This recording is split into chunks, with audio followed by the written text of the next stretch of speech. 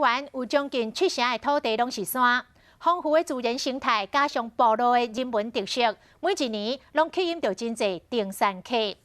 这个观光局带动部落要来推广台湾高山的观光。今年以台湾5大山脉为主重点，牵出着7条高山的路线，要让世界看到台湾山林的水。对导览员行入山内，享受大自然的芬多精，探索阿里山的生态，同时嘛做伙人文甲山同生的族族文化。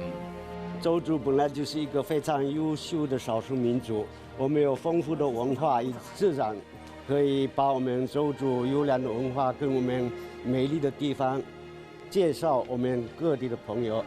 为2017年开始，观光局就积极培育部落的人加入阿里山的导览行列，带动部落发展嘛，推广台湾高山的观光。今年更加进一步规划2020这年山脉旅游，以台湾5大山脉为中心，并且将登山的难度拢有考虑到，推出7条高山经典的路线。由北到南，为阳明山、大霸尖山、合欢群峰到北大武山，同时延伸出25条中海拔的副路线，加结合地方特色的8条延伸路线。